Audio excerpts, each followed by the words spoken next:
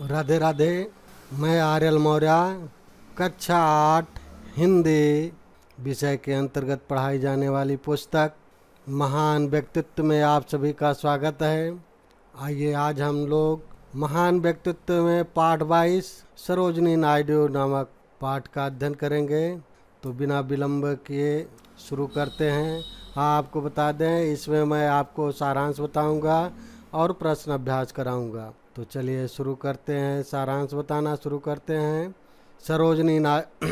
सरोजनी नायडू का जन्म 13 फरवरी 1879 ईस्वी को हैदराबाद में हुआ।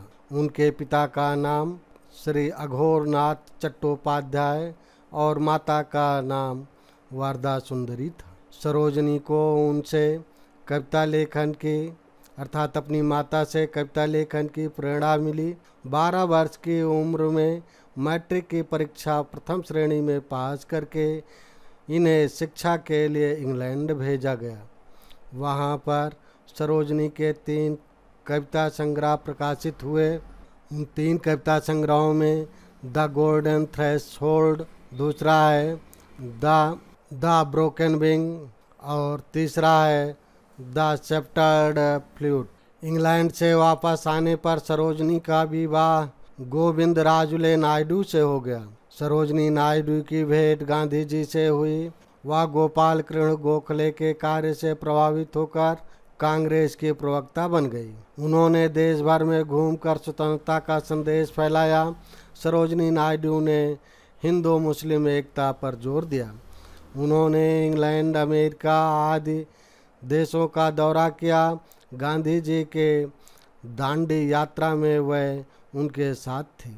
उनके भाषण स्वतंत्रता की चेतना जगाने में जादू का काम करते थे। 1942 ईस्वी में भारत छोड़ो आंदोलन में उन्होंने भाग लिया। वह कई बार जेल गई। भारत के स्वतंत्र होने पर वह उत्तर प्रदेश की राज्यपाल बनी। सरोजनी नायडू ने नारी मुक्ति और नारी शिक्षा आंदोलन शुरू किया। नारी विकास को ध्यान में रखकर ही वह अखिल भारतीय महिला परिषद की सदस्य बनी। विजय लक्ष्मी, पंडित कमला देवी चट्टोपाध्याय, विजय मेनन, हंसाबेन मेहता आदि महिलाएं इस संस्था से जुड़ी थी। सरोजनी नायडू का व्यवहार बहुत सामान्य था। वह युवा वर्ग की सुविधाओं का बहुत ध्यान रखती थी। वाणी और व्यवहार में सरोजनी बहुत ही स्नेहमयी थी। प्रकृति से उन्हें विशेष प्रेम था। 2 मार्च सन 1949 ईस्वी को भारत कोकिला सदा के लिए मौन हो गई। पंडित जवाहरलाल नेहरू ने इन शब्दों में सरोजनी को श्रद्धांजलि दी। सरोजनी नायडू ने अपनी जिंदगी एक कवियत्री के रूप में शुरू की थी। कागज और कलम से उन्होंने कुछ कविताएं ही लिखी थी, लेकिन उनकी पूरी जिंदगी एक कविता, एक गीत थी, सुंदर मधुर कल्याणमयी। अब हम लोग अभ्यास प्रश्न करेंगे। नंबर 1, सरोजनी नायडू अखिल भारतीय महिला परिषद की सदस्य क्यों बनी?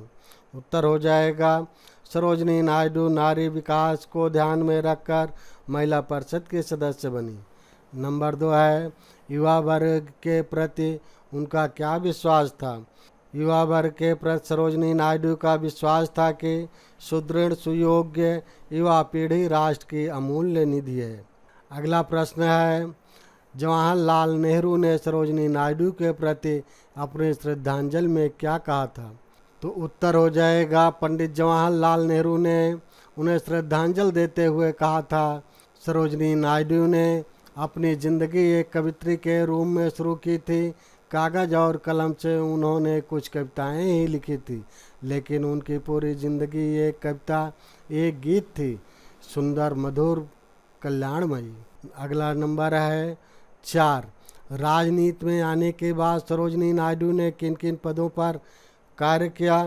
तो उत्तर हो जाएगा, राजनीति में आने के बाद सरोजनी नायडू ने कई पदों पर कार्य किया। वह सन 1925 ईस्वी में भारतीय राष्ट्रीय कांग्रेस की अध्यक्ष चुनी गई। उन्होंने गांधी जी की दांडी यात्रा और 1942 में भारत छोड़ो आंदोलन में भाग लिया। भारत के स्वतंत्र होने पर उत्तर प्रदेश की राज्यपाल बनी। नंबर 5, सरोजनी नायडू किस प्रदेश के राज्यपाल थी? तो ये बात तो हम ऊपर वाले प्रश्न में ही बता चुके हैं, लेकिन फिर भी बता दें, सरोजनी नायडू उत्तर प्रदेश की राज्यपाल थी।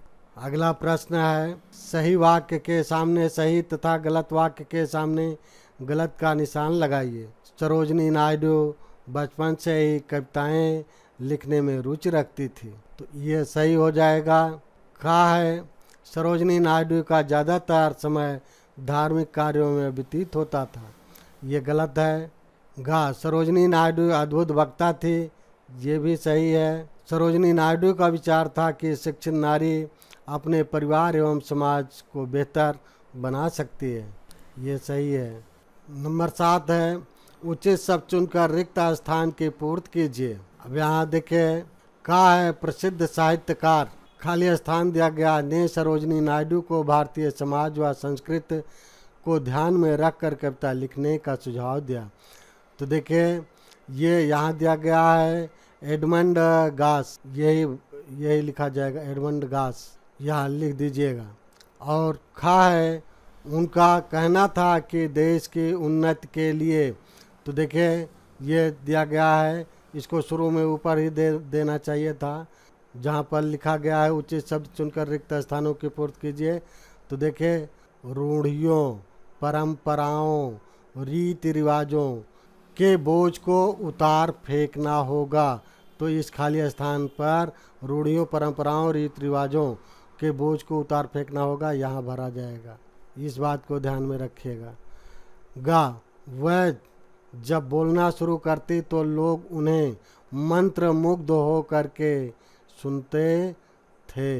ये तो ये का हो गया, ये यहाँ से यहाँ तक ये खा हो गया, ये खा, और ये गा हो गया। अब आपको भरने में कोई दिक्कत नहीं होनी चाहिए।